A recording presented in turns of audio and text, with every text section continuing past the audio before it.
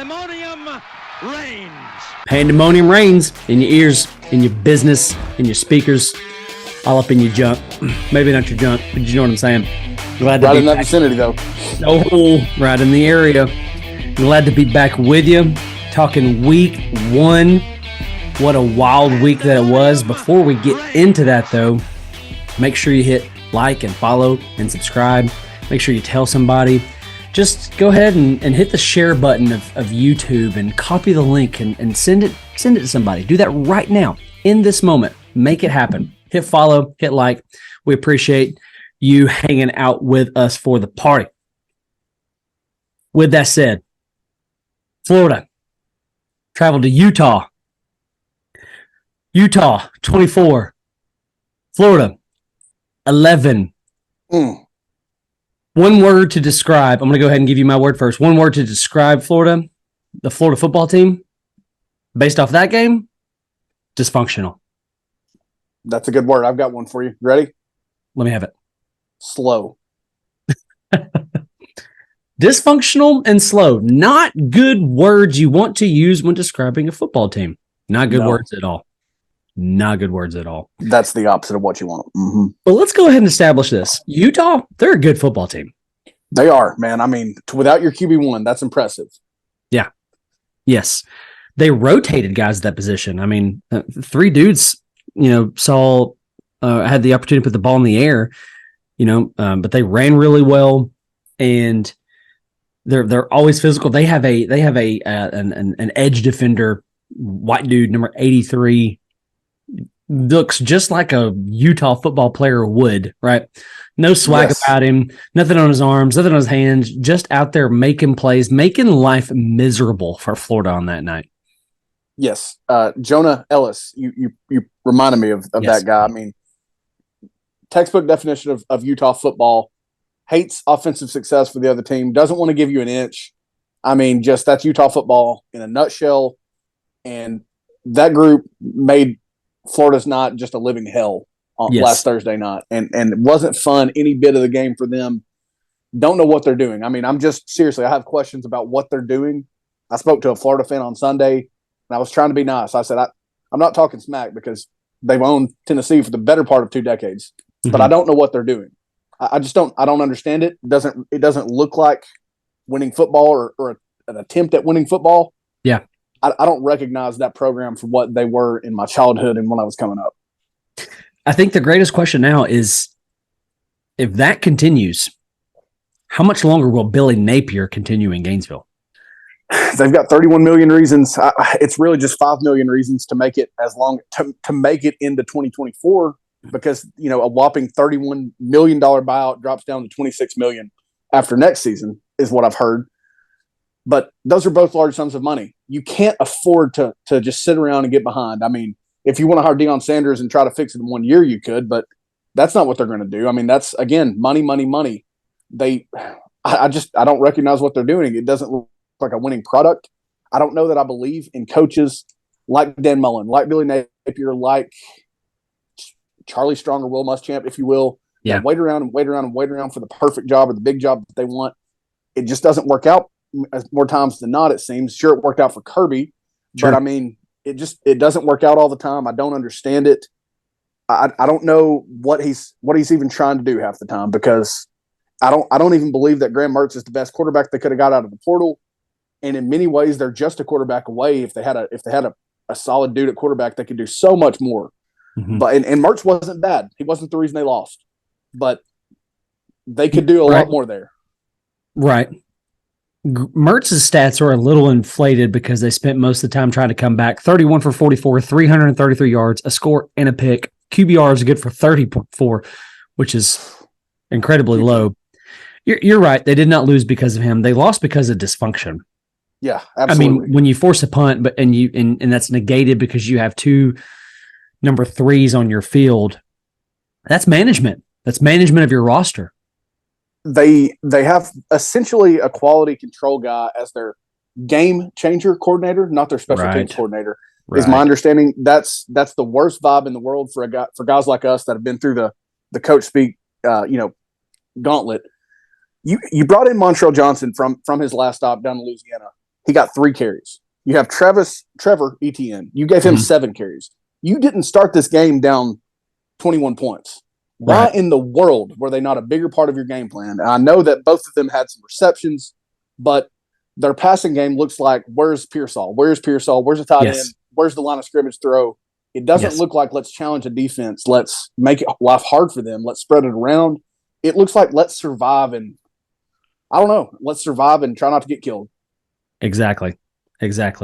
Florida's going to have to figure it out and figure it out fast. And you mentioned something. You mentioned Deion Sanders earlier. Florida fans have got to be looking at Colorado going, wait a second, we're in year 2. They're in year 1. They just upset a top 15 team in the country on their own turf. And I'm not sure what we just did. What was that? So we're Florida, you're Colorado. Like what's going on here at this rate? Auburn has set a tone. Hey, right. Year 2, we don't care. We'll get you out of here. You think Florida's going to hesitate to pull that trigger? They'll find the money. If they want to, they'll find the money. It's a matter of, do they want to swallow that and get it and get that covered, on his buyout. However, Florida is going to host McNeese State next week, Saturday night. In the Swamp. They'll have one game to get it together before Tennessee comes to town, and they better do it fast. Yeah, I mean, those are the things that'll escalate and find more reasons to get that money in line. If you have a losing streak, even if it's 2 against Tennessee, if you lose to Tennessee at home for the first time in 20 years, I don't think Utah is a bad team. And again, they won that game by 13 points with relative ease without their QB1.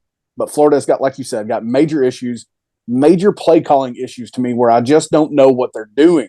Yeah. And again, it just seems so antiquated, so limited what they can do offensively or what they even try to do. So yeah, major things to figure out because, one thing you should expect is that Tennessee should want to come down there and put as much pressure on their offense as they can by scoring points, scoring them fast. That's what I expect to happen. We'll see what happens, but the pressure is going to be real. Yeah, and it's not going to get any easier for Florida. Obviously, they're going to host us. They're going to travel to Kentucky. They're going to travel to South Carolina. They're going to host Arkansas. They're going to travel to LSU. They're going to host Florida State at the end of the year. It's going to be rough for these guys. Sure is. They've got a lot of work to do. Yep. Again, they're going to need to figure it out and figure it out fast. Colorado, TCU. The Buffaloes traveled to the Horned Frogs and stole a W right out of their back pocket. And boy, did Deion Sanders let them know that they were coming, that they were there, and then that they left. 45-42 victory over the Horned Frogs. And you got to lead off with this statistic. Shedeur Sanders, 38 for 47, 510 yards, 4 scores. If I remember right, this is the first 500-yard passer in Colorado Buffalo history. Yeah, that is correct. What an outstanding performance. Yes, and TCU is feeling the loss, no, not of Max Duggan, of their offense coordinator. Yeah, their offensive coordinator. And let's remember this.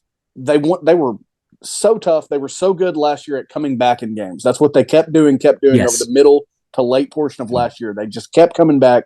You couldn't put them away. It didn't usually escalate into the 40s. It didn't usually escalate to the tune of 500 passing yards, especially for a program with so much new like Colorado. Yes. Yeah, absolutely. And then you got Travis Hunter to talk about, who not only put up numbers in the receiving department, did it on the defensive end as well. These two-way players at this level is fascinating to me. I mean, this room of Champ Bailey, Jabril Peppers, now Travis Hunter, who am I missing? Michigan, Charles Woodson. This is a small room, and these guys, they're just elite. They're head and shoulders above everybody else. Think about playing 120 plus snaps in week 1 in Texas when it's 100 degrees, 90 degrees, hot as balls, and you're out there playing 120 snaps to the tune of an interception for one, to the tune of 119 receiving yards offensively on 11 receptions. That is elite athleticism. That is number one player in the country coming out of high school level. That's what that is. Yep. That's living up to it. Yep. You and I couldn't have been in the entire, let's not just count ourselves. We all couldn't have been more wrong about what was going to happen in this game. Oh, Sonny Dykes. Oh, the established team. Oh, it's an easy cover for them. 20.5 doesn't matter. Make it 40. It's an easy cover. We couldn't have been more wrong. And Deion told us he was coming. You're right. But let me tell you where Deion's wrong. I don't know if you saw his post-game presser where he's getting interviewed. He's sitting down. Of course, did you see him sitting down on the sideline as well? That was the whole thing. Basically, he sits down in this presser and he says, "Y'all are not ready for, African-American head coach who's leading a football team that's 75%, African-American." I'm like, what planet are you living on, bro? That's every college football team on, maybe not Duke, but, Duke is now saying otherwise. Maybe not Clemson. Yeah, maybe not Clemson. There you go. That's the only thing I'm going to disagree with Deion. I'm like, hello, I am totally changing my thoughts on Colorado's win total on the year. Oh, 100%. I even remember when we looked at Matt Rule and Deion Sanders, and I said, Matt Rule, he's a great college coach. Yes. And I said Nebraska probably wins that game, if I'm not mistaken. Nebraska has a 0.0% chance of winning that game from what I've seen week 1. Right now it sits at 3.5 in Colorado's favor. What I saw out of Nebraska and what I saw out of Colorado, give me Nebraska by a landslide. Yeah. But Colorado. Sorry, yeah, absolutely. Whoops. But Colorado, man, just totally flipped that thing overnight. Something that we've never seen before. They're going to be fascinating to watch going forward. Fascinating. I cannot wait for the Colorado USC game. Oh, I'll be shocked if they don't snipe someone in that. I mean, think about the points that they're going to score on USC. The over-under is going to be set at 101. 100%. And I'll probably bet the over. No doubt. Well, nonetheless, so Colorado is going to pick up next week on Fox. It'll probably be a big noon kickoff hosting Nebraska and Matt Rule. What's going to come out of this? Buffalo's trending up fast. He told you they were coming. They have come and they are here. Nebraska better get ready. The Tar Heels and the Gamecocks squared off on Saturday night in Charlotte, and everybody showed up. Both teams showed up. The coaches showed up. The fans showed up. Everybody showed up, but the South Carolina offensive line. Where were they? I'm even told that the referees showed up and that they were a little late showing up for the second half. I don't know. Where was the offensive line? They were the only ones missing. The offensive line was like the childhood game of Where's Waldo. Yeah, honestly, 9 sacks. 9 sacks. What did you hear? Also, that? I think I just heard that. Spencer Rattler's been sacked again by the. Gosh, I hope he's okay. I mean, it takes a toll on you at some point.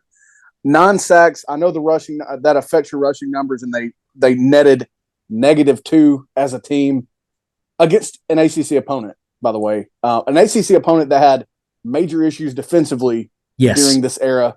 Yes, and let's not ignore that they were airing it out a lot. That they didn't do that quite as much in this game. Yeah. They probably gave their defense some rest. Yes. More rest than they had been used to.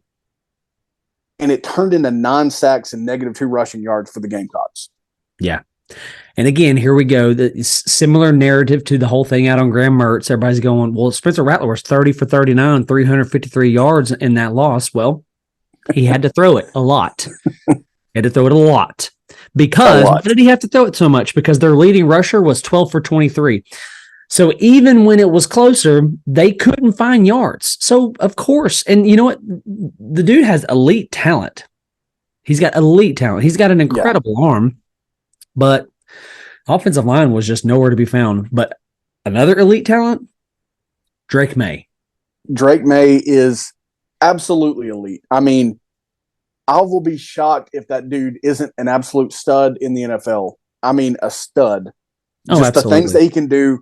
Now, Rattler was doing some things early in that game. I mean, he was under severe duress, like he was the entire game, on their first touchdown drive, and he just dropped one in a bucket Yes. over the middle of the Yes. field. It was a beautiful throw. Those are the things that show the talent that he has.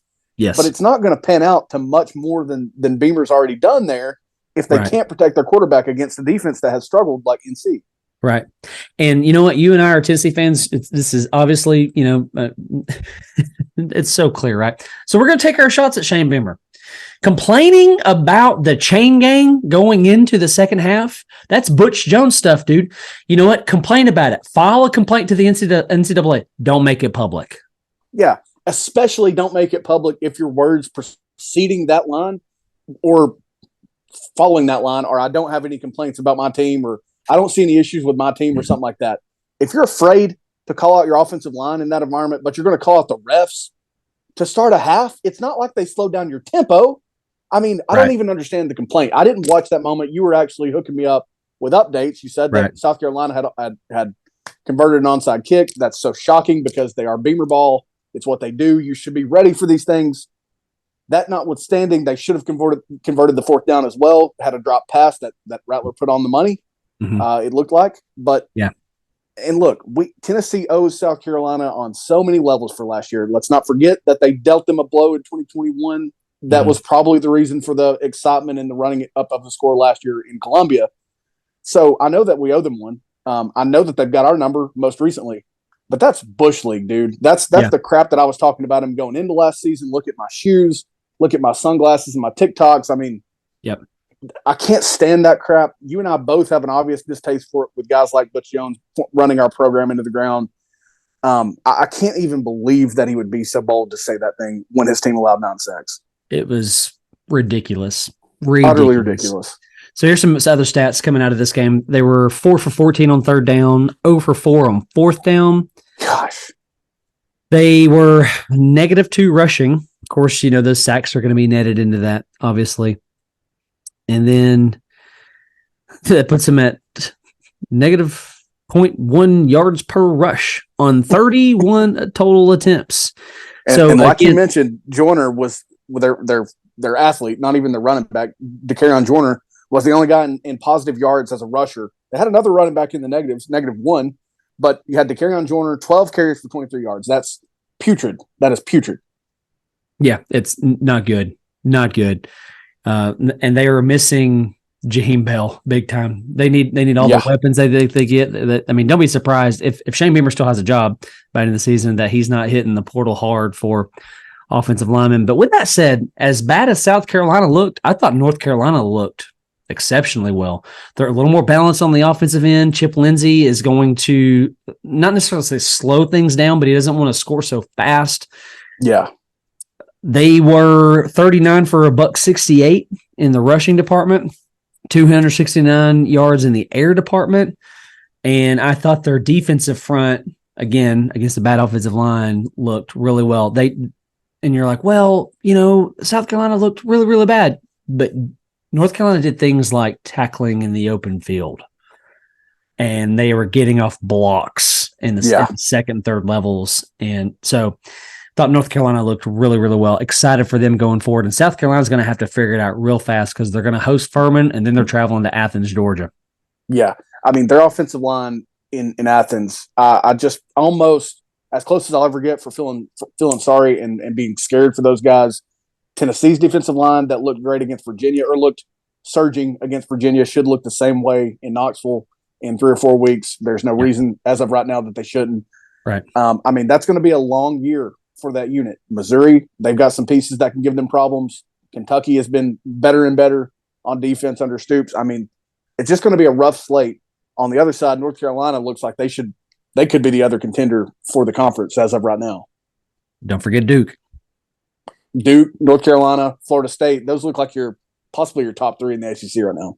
The ACC is coming back to life, and I'm here for it. I love that conference, but we won't talk about the additions of Stanford and Cal. Anyway, North Carolina, excited about them going forward. South Carolina, they're going to figure it out.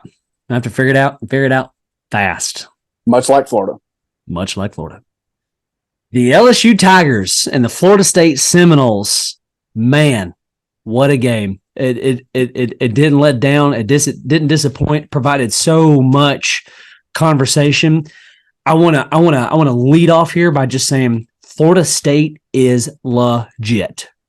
They are Yes, they legit. Yes, they are. LSU might have some things that they're going to have to figure out, and I trust that they're actually going to figure those things out. I think they're going to figure it out. But Florida State on the offensive side has got a lot of problems. Not problems for them, problems for you as a defense. Jaheim Bell, Keon Coleman, Johnny Wilson. All right. And that's just, the guys that you can throw it to. You got Trey Benson in the backfield, and Jordan Travis can run, and their offensive line is legit.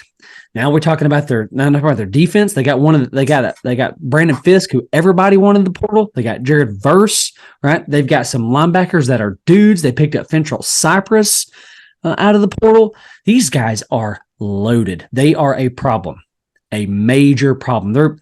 I feel so good about having them in my Final Four playoff. 100%. And that's pretty bold because one thing I've noticed about myself is I'm so quick to give the benefit of the doubt to the establishment. I've got to figure out a way to get past that in my mind because I still was seeing Clemson as the favorite in the ACC, favorite to be in that playoff hunt when the season ends.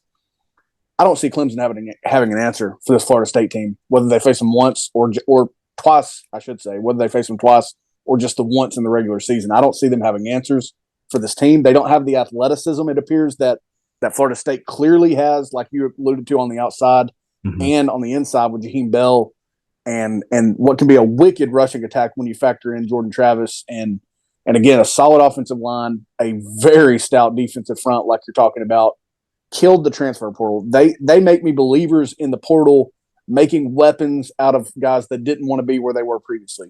A lot of times it kind of flops, and obviously they left that place for a reason, their last stop.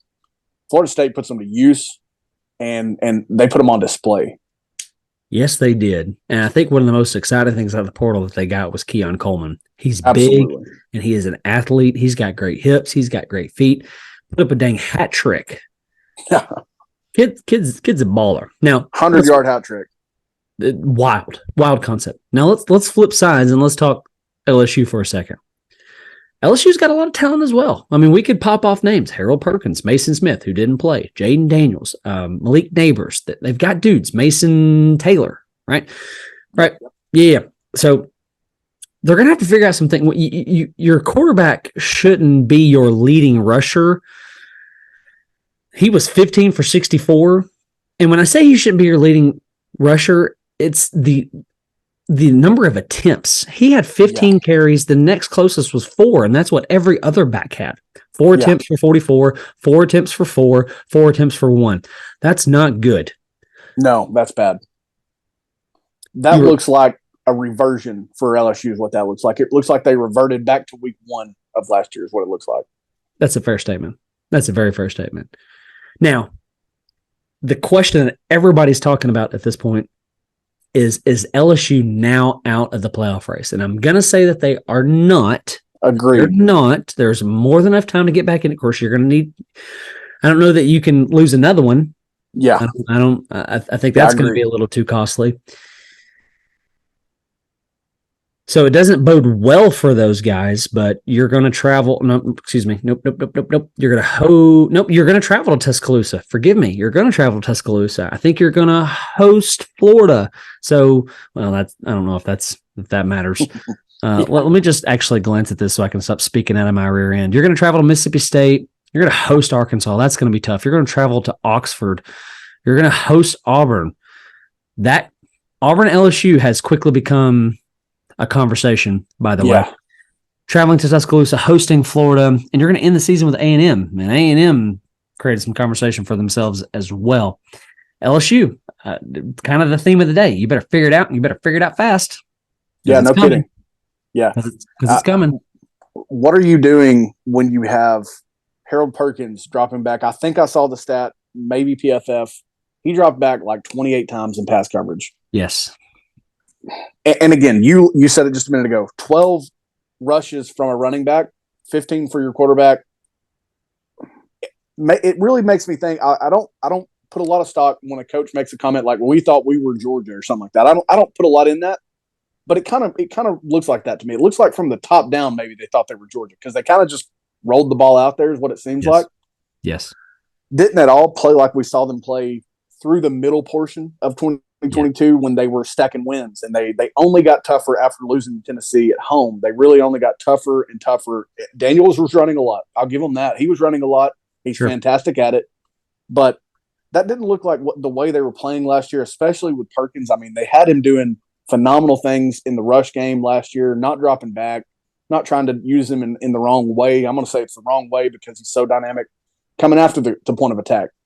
I just don't recognize that from their best ball last year. I don't think Mason Smith makes a difference in that game. I mean, sure, maybe it stops the score here or there. Maybe it makes life harder for Jordan Travis, throughout the night. But he didn't look like the missing piece for them when their offense was just kind of shooting itself in the foot. I mean, they had 17 points until the very end of this game. Yeah.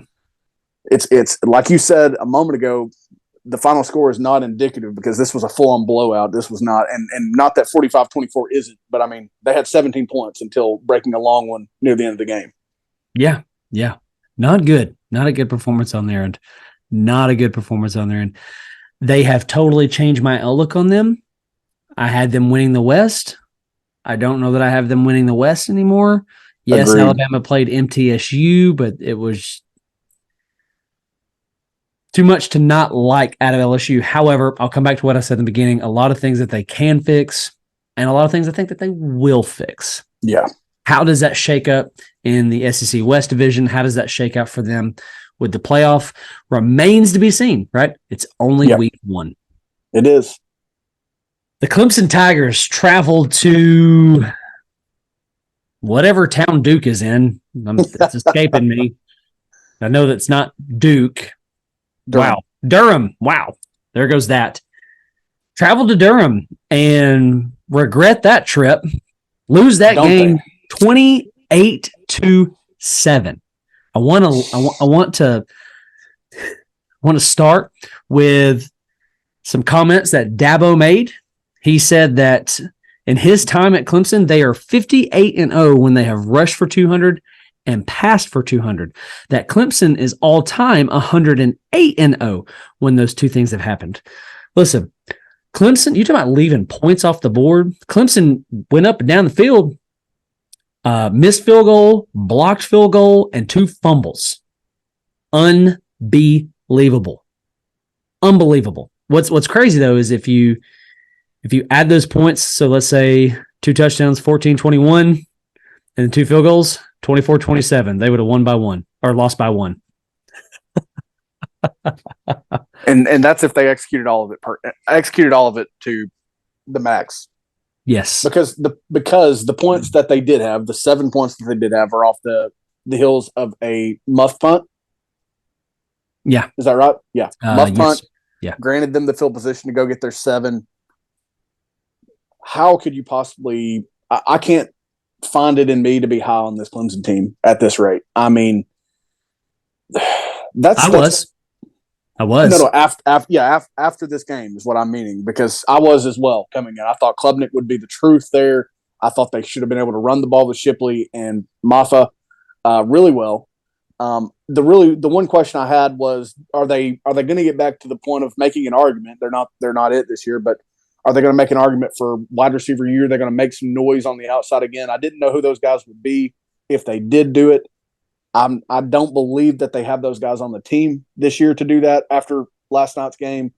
I don't trust their running game when they're not executing handoffs and reads and mesh points in week 1. Mm-hmm. You should have your ball security should be on point to me in week 1. I know that issues come up, but these were simple things that took points directly off the board for them. You have a new offensive coordinator that everyone's super excited in, young Riley, and boy, it looked like Clemson's offense. I think Dabo had a quote on that as well. Well, supposedly he has Riley handcuffed, and Dabo has a heavy hand in this. And if you're going to bring a guy like that in who took TCU to a national championship game, let him do his job. Yep. You spend the entire offseason installing, do what you got to do, cut him loose. Yeah, I mean, you've got athletes. You don't have the greatest receiving room in the country, definitely not in the conference, But you have dudes out there like Antonio Williams is a baller. You got a true freshman out there who I think had a great reception. You've got Bo Collins. You've got Tyler Brown is the one I was referencing. So you've got a room. They're nice. Let him cut it loose, man. Will Shipley, 17 for 114.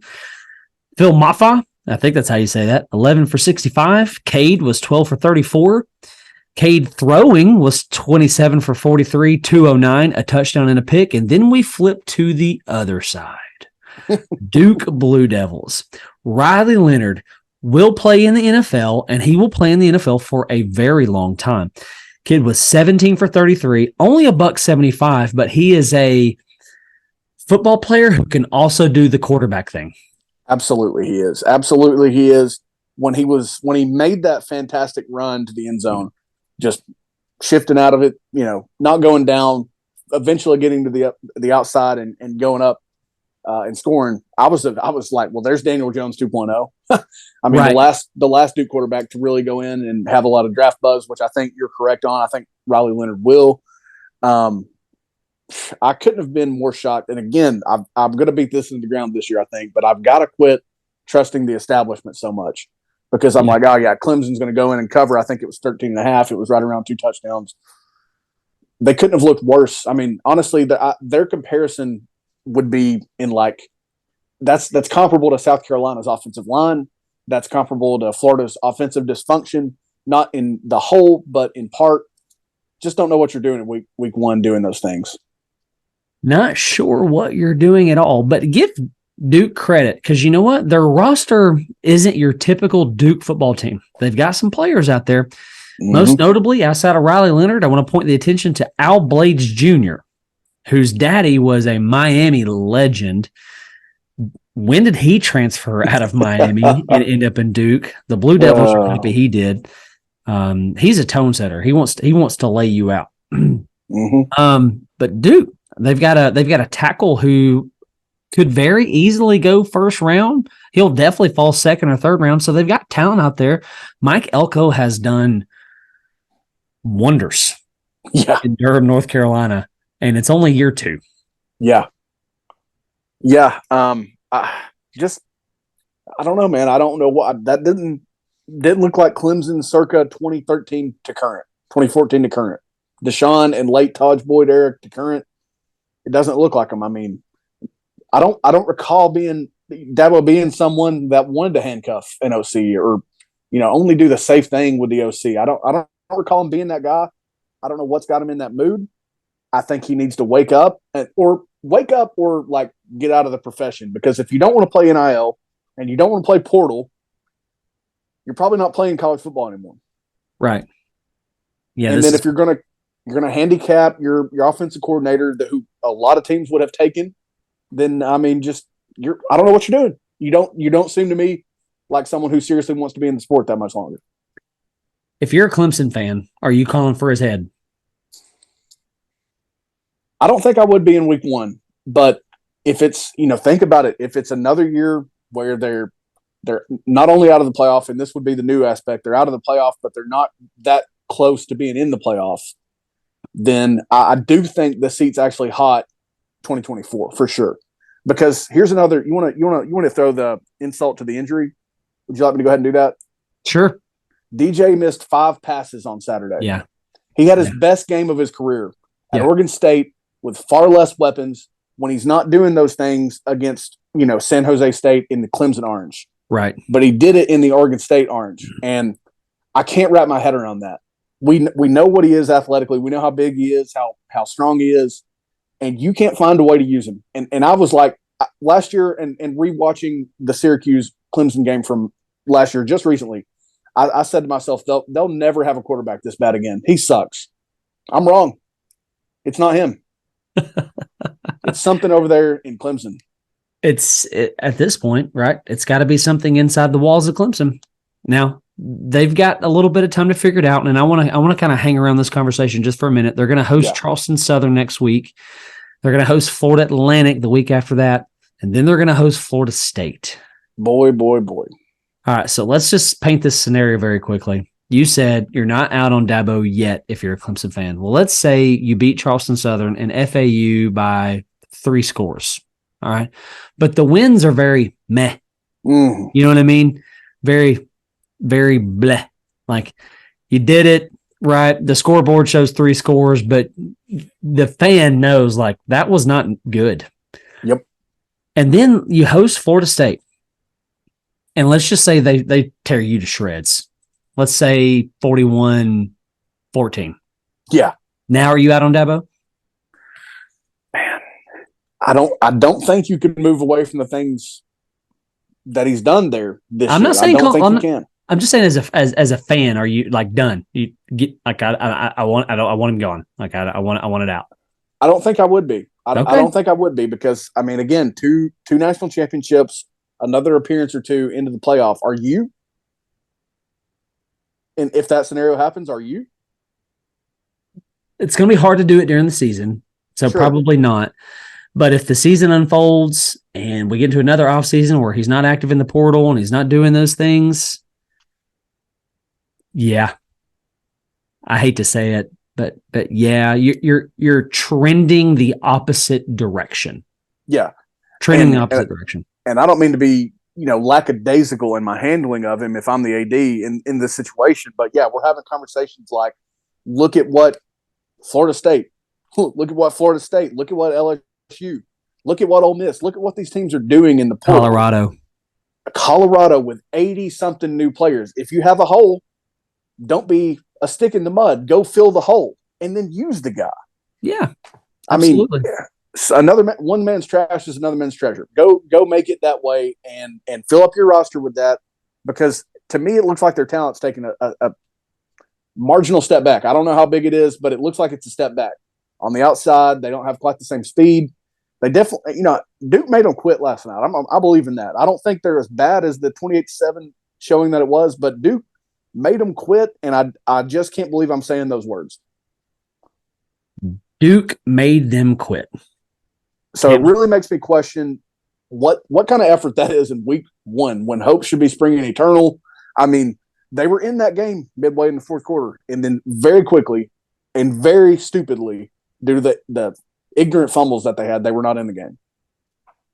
It's a little Jimbo Fisher-esque. That's a good way to put it. It feels a little bit like Jimbo in Tallahassee. Yes. And it's, and their ACC slate is not easy. So they're going to host Florida State. They're going to travel to Syracuse. Don't know much about those guys. Host Wake Forest. Travel to Miami. Who's Miami going to be? Travel to NC State. That's never easy for Clemson. Yes, NC State doesn't have Devin Leary, but they have Brennan Armstrong, who's a baller. Yeah. They're going to host Notre Dame. Sam Hartman. Are you really going to turn the ball over like that and give Sam Hartman chance after chance after chance? Georgia Tech has improved. They were right there with Louisville. My goodness. North Carolina. Then you're going to travel to South Carolina, who doesn't have an offensive line. So, and maybe that's a game for bowl eligibility if this season unfolds the way that it could. That is a fascinating concept. That's a fascinating. I mean, it's right there on the table. Yeah, and I'm half kidding, but it is on the table. It is firmly on the table, really, especially with South Carolina. But if we continue to see the Clemson that we saw on Monday night, yes. Yeah, in that case, if the season does absolutely deteriorate, I'm out. I'm out at that point, because I don't think you can be too lackadaisical. I'm all for giving a guy a chance if he's brought me a couple of natties and some playoff appearances. But I mean, if you go from that narrowly missing the playoff 2022 to 6-6 or around that, or 8-4, even with some terrible losses, your seat's hot.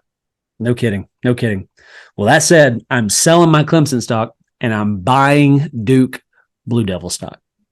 Yeah, I'm buying Duke stock. I'm throwing the rest, getting another share or two of Florida State Seminole stock, and that's who I'm riding with in the ACC. Well, thank you guys so much for hanging out with us. This has been fun. Glad just to be talking ball again. Thank God. Talking season is over. Week 1 provided us with all the things from Colorado to Duke to Florida State, provided us with all the conversation. Here, from us to you, here's hoping that your team won over the weekend. Unless your team are the Bulldogs, then I got nothing for you. Absolutely nothing for you. With that said, we love you guys. Thank you so much for hanging out with us, for letting us tickle your ears. We love you guys. God bless. Go Balls. GBO. Pandemonium Reigns.